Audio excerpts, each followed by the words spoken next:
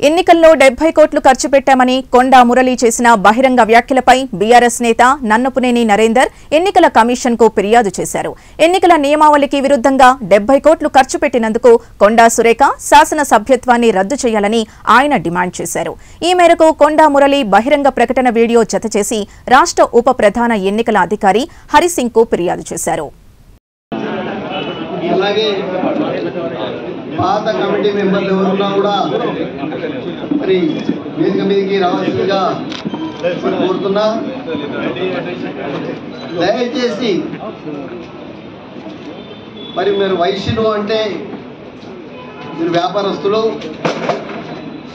వైశ్య సోదరులకు పెద్దలకు అందరికి ఒకటే మాట చెప్తున్నా, మీరు ఎప్పుడు రాజకీయాలకు అతీతంగా ఉంటారు. మరి ఎందుకంటే మీరు పొద్దున్న లేస్తే మరి మీకు జనానికి సంబంధాలు ఉంటాయి. మీ దగ్గరికి చాలా మంది బట్టల దుకాణం వాళ్ళు వస్తారు, బంగారు దుకాణం వాళ్ళు వస్తారు. వచ్చినప్పుడు మీ దగ్గర ఒక పైసా అవసరం లేదు కొండమూళ్ళకి. ఇప్పటి వరకు మరి నేను వచ్చిన కాంచి ఇప్పటి వరకు ఎవరినన్నా ఇబ్బంది పెట్టినా అని దయచేసి కనుక్కోవాలి. ఆ వాసవి కన్యకా పరమేశ్వర్ సాక్షిగా చెప్తున్నా.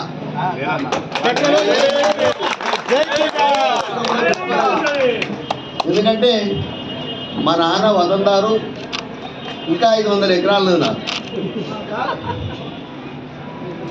మొన్ననే 16 ఎకరాలమ్మి ఎలక్షన్కి వచ్చిన 70 కోట్లు ఖర్చు పెట్టిన. ఇప్పుడు అందరికీ తెలుసు. మీరు వ్యాపారి కూడా. వరంగల్ జిల్లాలో మొట్టమొదటగా మరి ఛాంబర్ ఆఫ్ కామర్స్లో ఉండేది మరి మా నాన్న పేరే. మా కొండలే రైస్ మిల్ ఉండే, ఆయిల్ మిల్ ఉండే, పార్బాయిల్ మిల్ ఉండే. అప్పుడు నత్తు సేటు యూసుఫ్ నత్తు వారిది ఇక్కడ ఆయిల్ మిల్ నవీన్ టాకీ దగ్గర ఉండే. మరి అప్పుడు కూడా వైశ్యులు అందరూ ఆయనే పేరేంటన్నా ఇప్పటికి ఉన్నాయి.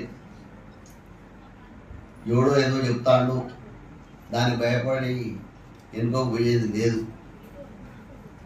నేను నాకు ఐటీ అని ఇచ్చిండు, ఆ సన్యాసి తెలియదు.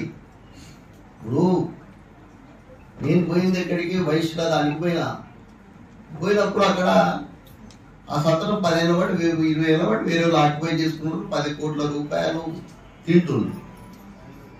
తింటున్నప్పుడు నేను పోయినా, వాళ్ళతో మాట్లాడినా, వాళ్ళకి తాళం చేతులు వాళ్ళకి పిచ్చి.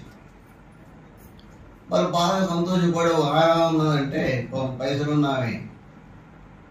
ఆ తల్లి ఏమన్నదంటే నాతోని ఎలక్షన్ నీకు పైకైతే నేను పైసలు ఇస్తానన్నది.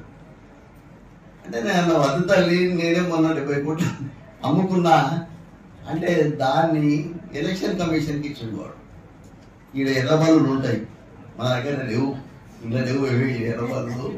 ఆ కుటుంబం దరిద్రమైన కుటుంబం. ఆ కుటుంబంలో పుట్టిన ఆడోళ్ళు మూల కానీ మొదలు పెడితే అన్ని దరిద్రాలే. అన్నదమ్ములు ఇద్దరు దరిద్రం. మరి వాళ్ళ పరిస్థితి వాళ్ళేదో అన్నారని నేను భయపడా. నేను కంపల్సరీగా ఎన్నుకుంటా ఎప్పుడు కూడా.